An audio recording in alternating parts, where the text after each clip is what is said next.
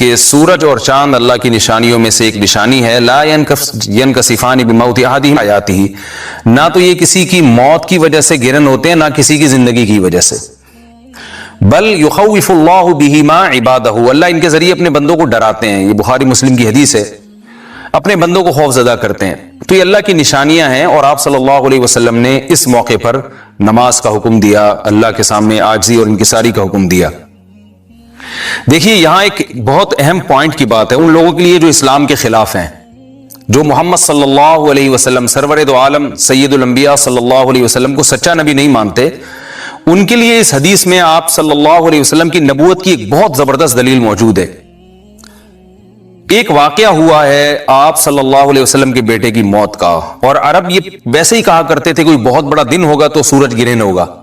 تو کوئی بھی شخص جو جھوٹا نبی ہو، آپ خود بتائیے کہ کیا وہ ایسے موقع پہ اس واقعے کو اپنے حق میں کیش نہیں کرائے گا، اور وہ یہ کہے گا نہیں کہ میں تو پہلے ہی کہتا تھا میں بہت بڑی شخصیت ہوں اور میرے بیٹے کی موت ہونا، ایک پیغمبر کے بیٹے کی موت ہونا ہے تو یقیناً یہ اس اللہ کی طرف سے ایک نشانیاں ہے، یہ نشانی ہے سورج کا گرہن ہونا، یہ بتانے کے لیے ہے کہ واقعی یہ بہت بڑا دن ہے، اور میں یعنی یہ بہت بڑا دن اس اعتبار سے کہ ایک نبی کے بیٹے کی موت واقع ہوئی ہے. لیکن آپ صلی اللہ علیہ وسلم نے یہ سب نہیں کیا، اور آپ نے بتایا کہ سورج اور چاند کے گرہن ہونے کا کسی کی موت یا زندگی سے کوئی تعلق نہیں. اور آج سائنس نے بھی ثابت کر دیا ہے کہ یہ ایک سائنٹیفک حقیقت ہے کہ جب زمین اور سورج کے درمیان چاند آ جائے تو سورج گرہن ہو جاتا ہے، اور جب چاند اور سورج کے درمیان زمین آ جائے اور سورج کی روشنی چاند تک نہ پہنچ رہی ہو تو چاند گرہن ہو جاتا ہے.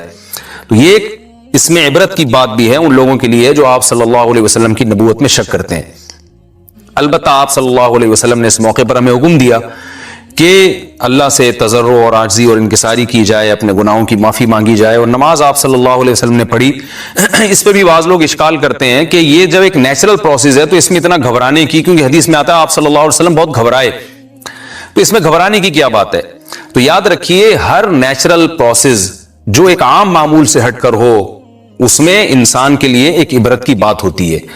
ہم دیکھتے ہیں رسول اللہ صلی اللہ علیہ وسلم کے دور میں جب تیز ہوا چلتی تھی اور بارش سے پہلے ہوا چلا کرتی تھی تیز ہوائیں، تو آپ صلی اللہ علیہ وسلم گھبرا کے مسجد کی طرف دوڑتے، عاجزی انکساری کرتے، اللہ تعالیٰ سے یہ کہتے کہ اللہ تو نے تو مجھ سے وعدہ کیا ہے کہ جب تک میں ان کے درمیان موجود ہوں تو ان کو عذاب نہیں دے گا. تو یہ خوف کا غلبہ تھا آپ صلی اللہ علیہ وسلم پر. کیوں؟ وجہ اس کی یہ تھی کہ یہی حالات قوم عاد اور قوم سمود پر بھی آئے ہیں. قرآن میں آتا ہے نا فلما رأوه عارضا مستقبل اوديتهم قالوا هذا عارض ممطرنا بل هو ما استعجلتم به ريح فيها عذاب أليم تدمر كل شيء بأمر ربها فأصبحوا لا يرى إلا مساكنهم. کہ وہ بادلوں کو دیکھ کے کہنے لگے یہ تو ایک معمول کے مطابق بادل ہیں جو برسیں گے اور بارش ہوگی. تو پیغمبر نے کیا کہا کہ یہ بارش نہیں ہے بلکہ یہ وہ عذاب ہے جس کی تم جلدی کیا کرتے تھے، اور اس میں ایک ایسی ہوا ہے جو اللہ کے حکم سے ہر چیز کو ہلاک کر دے گی. اور پھر ان پر ایک ہفتہ عذاب آیا، اور قرآن کہتا ہے کہ وہ ایسے پڑھ کے ہلاک ہو گئے کہ فَتَرَ الْقَوْمَ فِيهَا صَرْعَا كَأَنَّهُمْ أَعْجَازُ نَخْلٍ خَاوِيَةٍ. اے مخاطب اگر تو ان کو دیکھتا تو ایسے لگتا کھجور کے تنے ہیں جو اوندھے پڑے ہوئے ہیں. تو ایسے ہوا نے ان کو تہس نہس کر دیا. تو یہ عام معمول سے ہٹ کے جب بھی اس کائنات میں کوئی تغیر آتا ہے تو اللہ کی نشانیوں میں سے ایک سائنٹیفک حقیقت بھی ہے، اس کی ایک لاجک بھی ہے، لیکن اس کے ساتھ ساتھ اللہ کی نشانیوں میں سے ایک نشانی بھی ہے، اور ایسی نشانی ہے جس سے ہمیں ڈرنا چاہیے کہ اللہ تعالیٰ کو اختیار ہے وہ جب چاہے سورج کی روشنی چھین لے، چاہے کسی بھی طرح سے چھینے. اور یہ بھی ایک سائنٹیفک حقیقت ہے جو آپ صلی اللہ علیہ وسلم کی نبوت پر جس نے ایک مہر لگا دی ہے کہ سورج اور چاند کا گرہن ہونا، اگرچہ اس کی ایک لاجک ہے کہ چاند سورج کے سامنے آ جائے تو سورج گرہن ہو جاتا ہے، لیکن اس بارے میں جو ہماری تحقیق ہے، جو سائنسدان کہتے ہیں کہ یہ وقت یعنی خطرے کا وقت ہوتا ہے. سورج سے ایسی خطرناک ریز نکلتی ہیں جو نقصان کا سبب بن سکتی ہیں. تبھی بعض حضرات سورج کی طرف دیکھنے سے بھی منع کرتے ہیں، اور یعنی نظام میں تھوڑی ایک عام نارمل روٹین سے ہٹ کے اس کائنات کا نظام چلتا ہے. تو اس لیے یہ اس کائنات کے لیے، زمین کے لیے ڈینجرس ہو سکتا ہے، اور جو گریوٹی اور جو کشش کا نظام ہے اس میں بھی خلل واقع ہوتا ہے. تو ایسا نہیں ہے کہ یہ بالکل ایک نارمل کنڈیشن ہوتی ہے اور اس کا کوئی نقصان ہی نہیں ہے، یہ بالکل غلط ہے.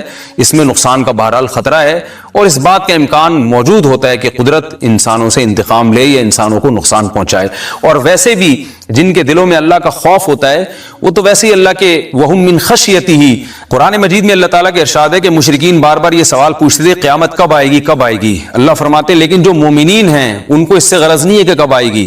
والذین آمنوا مشفقون منہا, وہ تو قیامت سے گھبراتے ہیں کہ پتہ نہیں ابھی نہ آ جائے.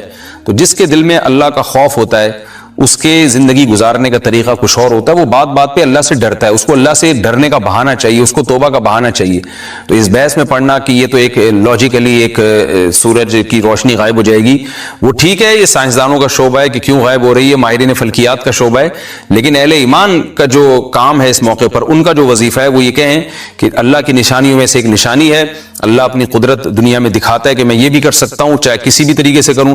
تو ہمیں اس موقع پر بہرحال اللہ کے سامنے جھکنا چاہیے, اپنے گناہوں سے معافی مانگنی چاہیے اور وہی عمل کرنا چاہیے جو رسول اللہ صلی اللہ علیہ وسلم نے ہمیں بتایا ہے. اور اس بارے میں جو توہمات پھیلے ہوئے ہیں اس سے بھی ہمیں اجتناب کرنا چاہیے.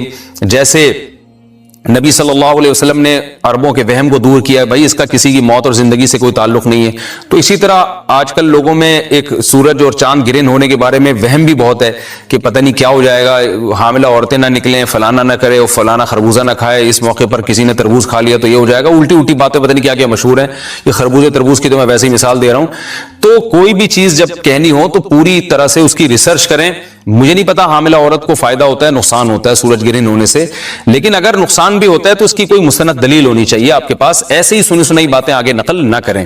تو بہرحال ہمیں جو کرنے کا کام ہے جو رسول اللہ صلی اللہ علیہ وسلم نے بتایا ہے وہ کام بخاری اور مسلم کی حدیث کے مطابق نماز ہے, انفرادی بھی ہے, جماعت سے بھی ہے. مستحب یہ ہے کہ جماعت سے نماز پڑھی جائے مسجد میں یا کسی بھی میدان میں, اور 2 رکعتیں امام پڑھائیں گے اور اس میں سرن تلاوت بھی کر سکتے ہیں, جہری تلاوت بھی کر سکتے ہیں. دونوں رائے ہیں علماء کی.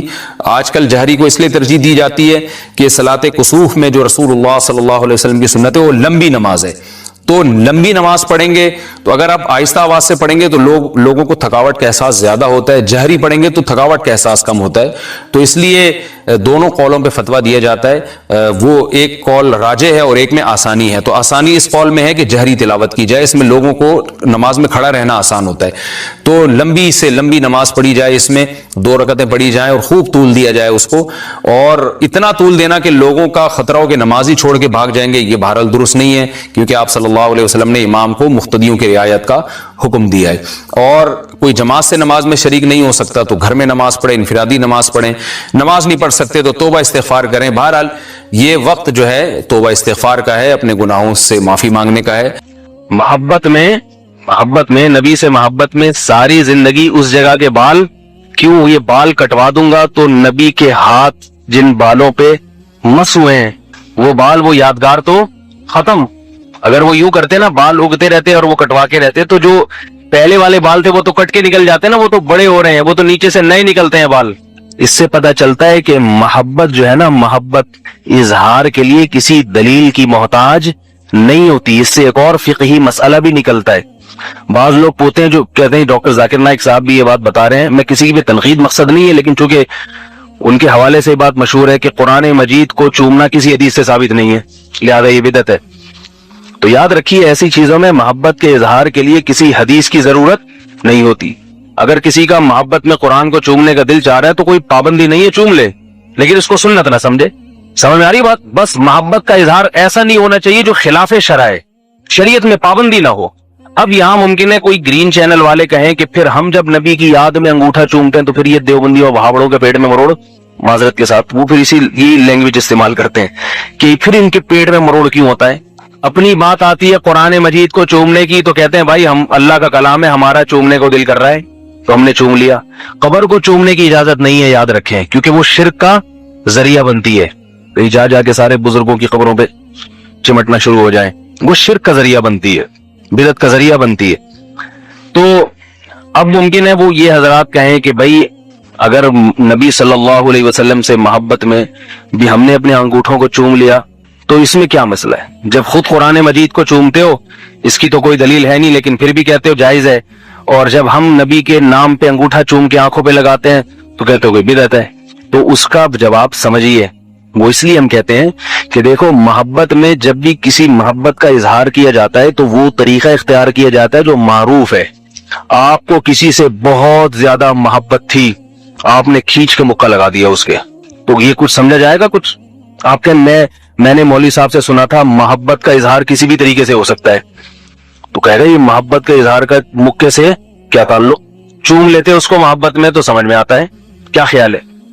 تو محبت کا اظہار کے کچھ اصول اور ضابطے ہیں عرف میں، عقل سے وہ طے ہیں، عقل، اس کے لیے کسی دلیل کی ضرورت نہیں ہے، عقل سے طے ہیں۔ عقل کیا کہتی ہے؟ آپ کو جس سے محبت ہوتی ہے یا تو اسے چومیں، جیسے آپ کو محمد صلی اللہ علیہ وسلم سے محبت ہے تو نبی صلی اللہ علیہ وسلم اگر ہمارے درمیان موجود ہوتے تو ہم آپ صلی اللہ علیہ وسلم کی پیشانی مبارک کو چومتے، آپ کے ہاتھ چوم لیتے۔ نبی موجود نہیں ہے تو نبی کے نام کو چوما جائے، کسی کاغذ پہ نبی کا نام لکھا ہے، محبت میں چوم لیا، آپ نے سینے سے لگا لیا، عزت کے ساتھ اسے اوپر رکھ دیا، محبت کے اظہار کا طریقہ